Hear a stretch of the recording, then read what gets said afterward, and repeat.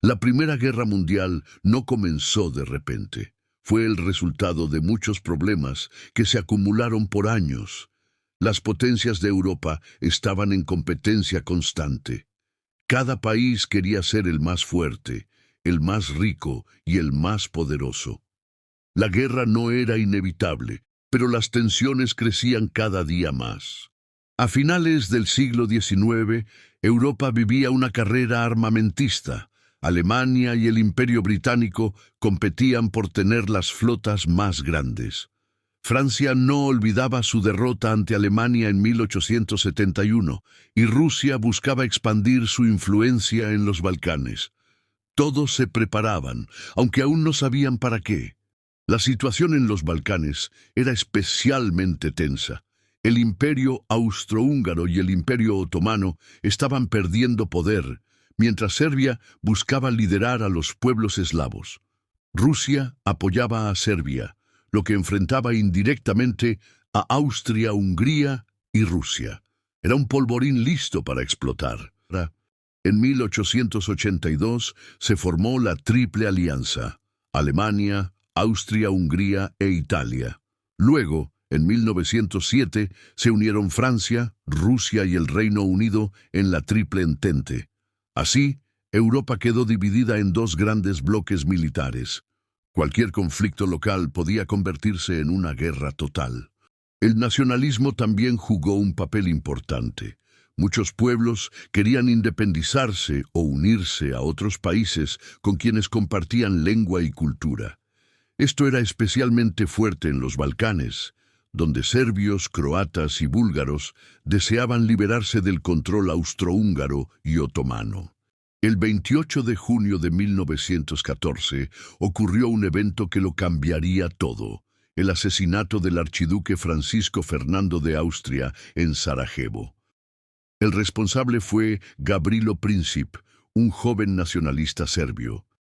Este atentado fue la chispa que encendió la guerra más grande que el mundo había visto. Austria-Hungría culpó a Serbia por el asesinato y le dio un ultimátum con condiciones muy duras. Serbia aceptó algunas, pero rechazó otras. Austria, con el apoyo de Alemania, le declaró la guerra el 28 de julio de 1914. Así comenzó el conflicto que se extendería por todo el mundo. Rusia, aliada de Serbia, comenzó a movilizar su ejército. Alemania, aliada de Austria-Hungría, declaró la guerra a Rusia el 1 de agosto. Francia, aliada de Rusia, se preparó para la guerra. Alemania también le declaró la guerra a Francia el 3 de agosto. Europa entera estaba entrando en llamas. Alemania lanzó un plan llamado Plan Schlieffen. Su idea era invadir Francia rápidamente pasando por Bélgica, para luego concentrarse en Rusia. Pero Bélgica era un país neutral. Cuando Alemania lo invadió, el Reino Unido intervino y declaró la guerra a Alemania el 4 de agosto de 1914. En pocos días, los países más poderosos de Europa estaban en guerra. Las alianzas se activaron como piezas de dominó. Lo que comenzó como un conflicto entre Austria, Hungría y Serbia se convirtió en una guerra global. La gente pensaba que duraría poco. Estaban muy equivocados. Al comenzar la guerra, millones de hombres fueron llamados a luchar. Muchos iban emocionados, creyendo que sería una aventura corta. Se pensaba que estarían en casa para Navidad, pero la realidad del campo de batalla sería muy distinta. La guerra moderna no era como las anteriores. Alemania avanzó rápidamente por Bélgica y el norte de Francia. Sin embargo, los franceses y británicos lograron detenerlos en la batalla del Marne, en septiembre de 1914. Esta batalla fue clave. Alemania tuvo que retroceder, y el frente occidental quedó estancado. El frente occidental se convirtió en una línea fija. Ambos lados cavaron trincheras para protegerse. Estas trincheras se extendían por cientos de kilómetros, desde el Mar del Norte hasta Suiza. Así comenzó la terrible guerra de trincheras, una forma de guerra lenta y muy sangrienta. Las trincheras estaban llenas de barro, ratas, enfermedades y miedo. Los soldados vivían bajo lluvia, frío y el constante peligro de los bombardeos. El espacio entre trincheras enemigas se llamaba tierra de nadie, y cruzarla significaba casi una muerte segura. Cada intento de avanzar terminaba en miles de muertos. Las batallas como Verdún o el Somme causaron millones de bajas sin que ningún bando lograra una victoria clara. La tecnología moderna hacía la guerra más destructiva. Ametralladoras, artillería pesada y gases venenosos lo cambiaron todo. Mientras tanto, en el frente oriental, Alemania y Austria-Hungría luchaban contra Rusia. Allí no había tantas trincheras porque el territorio era más amplio. Aunque Rusia tenía un ejército enorme, carecía de armas y suministros modernos. Aún así, resistió con fuerza los primeros años. En 1915, Italia rompió su alianza con Alemania y Austria-Hungría. Decidió unirse a la Entente esperando ganar territorios. Italia abrió un nuevo frente en los Alpes, donde se libraron duras batallas contra Austria. El terreno montañoso hacía aún más difícil la guerra. La guerra se extendió más allá de Europa. El Imperio Otomano, aliado de Alemania, luchó contra británicos y rusos en el Medio Oriente. En 1915, los otomanos defendieron con éxito Gallipoli ante un ataque masivo de británicos y australianos.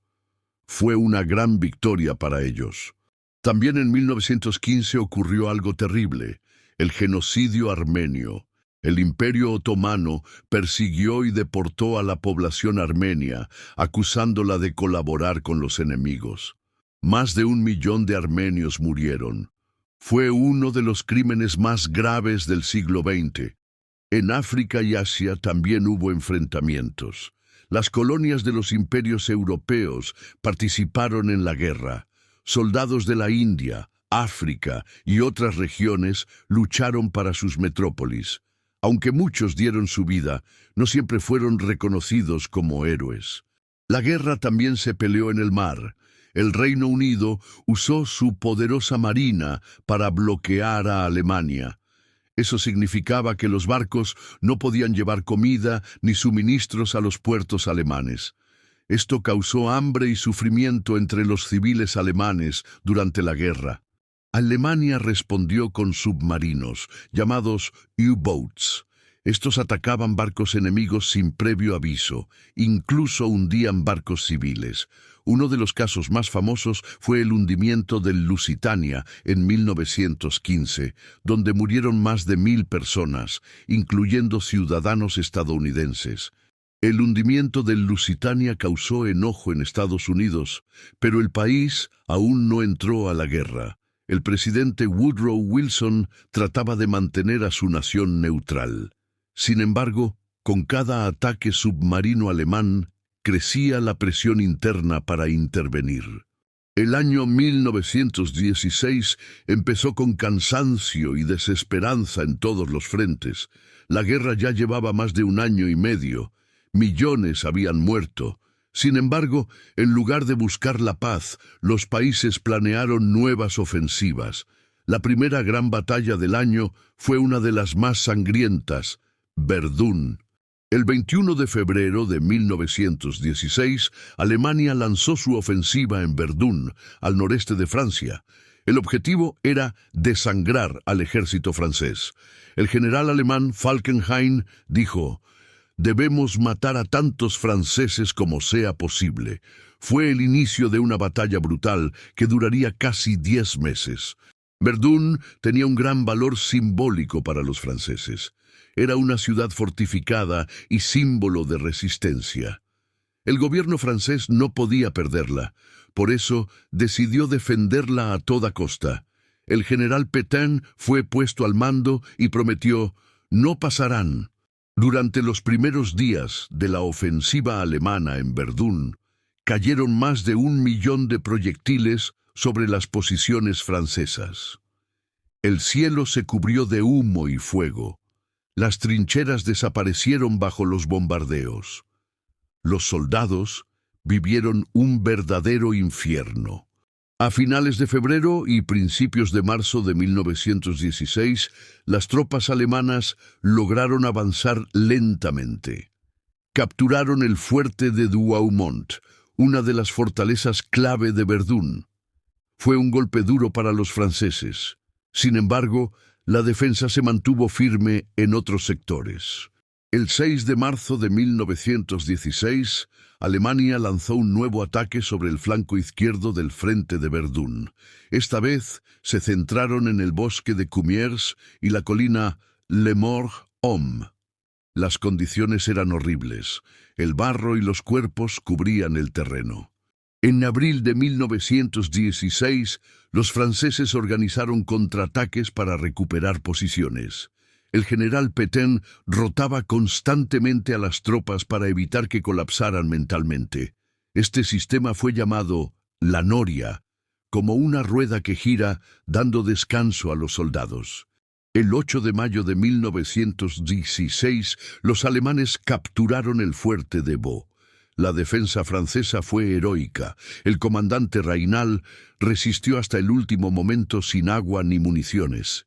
Al rendirse, los alemanes lo respetaron como un valiente enemigo. En junio de 1916, la lucha por Verdún seguía. Los franceses lanzaron ataques para recuperar los fuertes perdidos. A pesar del desgaste, no se rendían. Verdún se había convertido en un símbolo nacional. Perderlo sería como perder el alma de Francia. En total, la batalla de Verdún duró del 21 de febrero al 18 de diciembre de 1916. Hubo más de 700.000 bajas entre muertos, heridos y desaparecidos.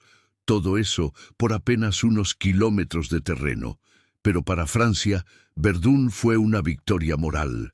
Mientras Francia y Alemania luchaban en Verdún, en el frente oriental, Rusia preparaba una gran ofensiva. En junio de 1916, el general ruso Alexei Brusilov lanzó uno de los ataques más exitosos de la guerra, la ofensiva Brusilov contra el ejército austrohúngaro en Galicia, hoy Ucrania. La ofensiva Brusilov comenzó el 4 de junio de 1916. Rusia usó nuevas tácticas, ataques sorpresa, preparación silenciosa y un gran número de hombres. En pocos días, las líneas austrohúngaras colapsaron. Fue un desastre para Austria-Hungría. Para ayudar a su aliado Austria, Alemania tuvo que enviar tropas al este, debilitando el frente de Verdún. La ofensiva Brusilov fue un éxito táctico para Rusia, aunque también tuvo muchas bajas. Mostró que Rusia aún podía golpear con fuerza. Durante el verano de 1916, en el frente italiano, Italia lanzó varios ataques contra Austria en la región montañosa del Isonzo. Entre agosto y noviembre se libraron la sexta, séptima, octava y novena batallas del Isonzo.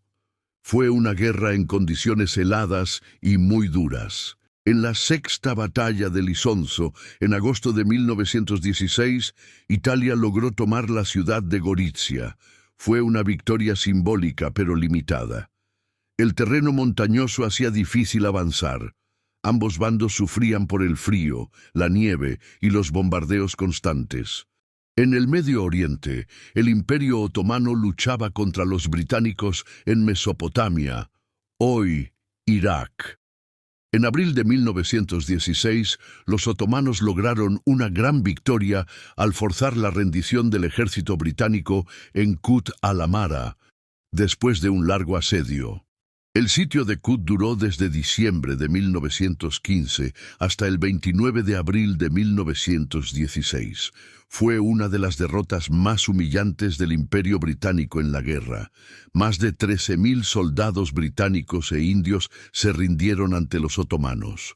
Una gran victoria turca.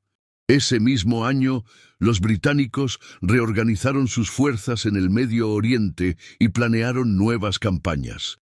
En junio de 1916 comenzó también la revuelta árabe, liderada por el sheriff Hussein de la Meca, con apoyo británico. Buscaban liberar Arabia del control otomano. La revuelta árabe tuvo el apoyo del oficial británico T.E. Lawrence, conocido como Lawrence de Arabia.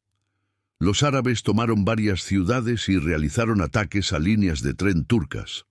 Este movimiento crecería en los siguientes años.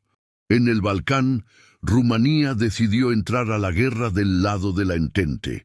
El 27 de agosto de 1916, Rumanía declaró la guerra a Austria-Hungría, esperando ganar Transilvania. Pero Alemania, Bulgaria y el Imperio Otomano contraatacaron con fuerza, invadiendo su territorio. Tras entrar en la guerra en agosto de 1916, Rumanía avanzó rápidamente hacia Transilvania. Al principio parecía que tendría éxito, pero Alemania, Austria-Hungría, Bulgaria y el Imperio Otomano lanzaron un contraataque conjunto en septiembre. La situación cambió rápidamente. En septiembre y octubre de 1916, las tropas de las potencias centrales empujaron a los rumanos hacia el sur. Bucarest, la capital de Rumanía, fue ocupada por los alemanes el 6 de diciembre de 1916. Fue una gran victoria para Alemania y sus aliados en el frente balcánico. Mientras tanto, en el frente del Cáucaso, entre Rusia y el Imperio Otomano, hubo combates intensos en condiciones montañosas y frías. A comienzos de 1916, el ejército ruso logró capturar la ciudad otomana de Erzurum en febrero, y luego Trebisonda en abril. Las victorias rusas en el Cáucaso debilitaron la posición del Imperio Otomano en la región. Muchos soldados otomanos murieron o fueron hechos prisioneros. La guerra en esta zona también provocó el desplazamiento de miles de civiles y una gran crisis humanitaria. A nivel político, en el Reino Unido ocurrió un cambio importante. El 7 de diciembre de 1916, el primer ministro Herbert Asquith renunció por la presión interna. Fue reemplazado por David Lloyd George, quien tomó medidas más firmes para organizar el esfuerzo de guerra. Lloyd George reorganizó la industria de guerra británica, aumentó la producción de municiones y mejoró la coordinación militar. También promovió una alianza más estrecha con Francia e impulsó el uso de tanques, aviones y nuevas tácticas militares para romper el estancamiento. En el frente occidental, además de Verdún, en julio de 1916 comenzó otra gran batalla, la Batalla del Somme. Fue lanzada por británicos y franceses para aliviar la presión sobre Verdún. Empezó el 1 de julio de 1916 y duró hasta noviembre. El 1 de julio de 1916, primer día del Somme, fue el más sangriento en la historia del ejército británico. En solo 24 horas murieron o fueron heridos más de 57.000 soldados británicos. Fue un choque brutal con la realidad de la guerra moderna. Durante la batalla del Somme, los británicos usaron por primera vez tanques de guerra el 15 de septiembre de 1916. Aunque eran lentos y fallaban mucho, mostraron un nuevo tipo de tecnología que en el futuro cambiaría el campo de batalla. La batalla del Somme terminó el 18 de noviembre de 1916. Los aliados ganaron poco terreno, apenas unos kilómetros, pero hubo más de 1.2 millones de bajas entre ambos bandos. Fue otra muestra de lo costosa que era esta guerra de trincheras. Al terminar 1916, Europa estaba agotada. Cientos de miles de hombres habían muerto en Verdún y el Somme. Rumanía había sido ocupada. El frente ruso había logrado avances, pero a un gran costo. El Imperio Otomano resistía en el Medio Oriente. Nadie veía un final cercano a la guerra.